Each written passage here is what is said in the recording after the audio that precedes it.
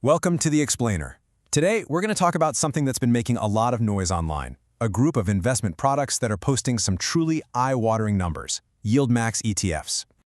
But hang on, before we get into the weeds, I have to say this, and it is super important. This is purely for educational purposes. We're here to break down how this stuff works, but we are absolutely not giving you any kind of investment advice. So let's just start with the thing that probably brought you here in the first place. You're scrolling through your feed, and you see an ETF with a promised yield that it doesn't look real. We're talking 50%, 80%, sometimes even over 100%. And you just have to ask yourself, how on earth is that even possible? And look, this isn't some theoretical thing. This is real data published by YieldMax from late 2023. You can see right here, several of their funds with distribution rates well into triple digits. I mean, when you see numbers like that, you just have to figure out what's going on under the hood. Okay, so how are we going to tackle this? Simple. We'll look at the promise, then the engine that powers it. We'll take a quick tour of the different ETFs they offer, then we'll decode the risks, and this is a big one, and finally, we'll wrap it all up with the core trade-off at the heart of it all. All right, first up, the high yield promise. So what's the big deal? What is the fundamental appeal here? It really just boils down to one word: income. Pure and simple. The entire point of these funds is to generate a stream of high, regular cash payouts, usually every month, for their investors. That's the whole game. Okay, so the big question is, where does all that cash actually come from? Well, that brings us to the engine room. It's all about a specific strategy that's built on options contracts. So here's how it works, broken down into 4 steps. First, the fund doesn't actually buy a stock, let's say Tesla in this case. Instead, it gets what's called synthetic exposure, which means it uses derivatives to mimic owning the stock. Step 2, they sell call options against that exposure. Think of it like selling someone the right to buy that stock from you at a set price in the future. Now, for selling that right, they get paid cash up front. That cash is called a premium, and that's step 3. And here's the key. They often do this with really volatile stocks, because the more a stock jumps around, the more people are willing to pay for those options. And finally, step 4, that cash premium they collected, that gets distributed to shareholders as income. That's your payout.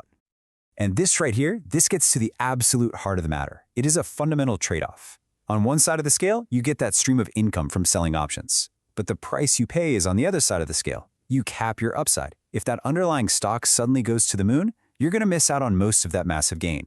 You are explicitly trading away potential growth for income right now. All right, next up, let's take a quick tour of the ETFs themselves. Because this isn't just one product, it's a whole menu of them. And what a menu it is. You've got your single stock ETFs tracking big names like Tesla or Nvidia. Then you've got broader, thematic funds that focus on entire sectors like AI or crypto. They even have strategies that are designed to generate income if a stock's price goes down. And if you can't decide, there's a fund of funds that just holds a basket of all the other ones. So yeah, they take that same core engine and apply it all over the place. Okay, now we've reached what is, without a doubt, the most important part of this entire explainer. Those huge yields, they don't come for free. Let's dig into the risks, and we're pulling this stuff right from their own fine print. First up, the classic disclaimer you'll see on any investment product. Past performance does not guarantee future results. Just because a fund paid out 100% in the past does not mean it will do so again. Those incredible rates are absolutely not guaranteed. Remember that trade-off we just talked about? Well, here's the formal name for it: price participation risk. It's a fancy way of saying that the strategy, by its very design, puts a ceiling on your potential gains. So when that underlying stock has a monster rally, the fund is built to only capture a tiny piece of it. Now this next one, listen closely, because this is huge. It's called distribution risk. What it means is that even with those flashy distribution rates, there is absolutely no assurance that the fund will pay out anything at all. It says right there in the documents that distributions will likely vary, and I quote, greatly, and maybe zero. Let me say that again. They may be zero. Okay, this next one is fascinating and kind of sneaky if you don't know to look for it. The fund states that part of the income you receive might not be profit at all. It could be what's called a return of capital, and that's literally just them handing you your own money back. So while it feels like a payout, what's actually happening is the fund's total value, its net asset value, or NAV, is going down. You're being paid with your own principal, which eats away at the value of your investment over time. And the list goes on. The prospectus also highlights other key risks. There's single issuer risk, which is just the higher volatility you get from betting on a single stock. There's liquidity risk. What if the market gets chaotic and they can't sell their options? There's the general risk of using complex derivatives. And a really simple one, new fund risk. A lot of these funds just haven't been around very long, so there's not much of a track record to look at.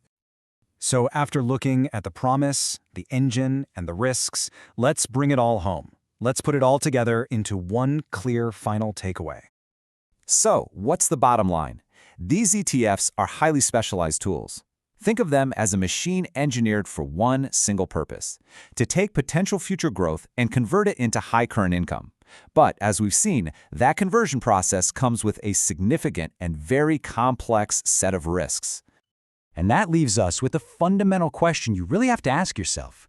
It's not just about what you could gain. It's about what you're willing to give up. For that promise of high income today, how much potential growth tomorrow are you truly comfortable leaving on the table?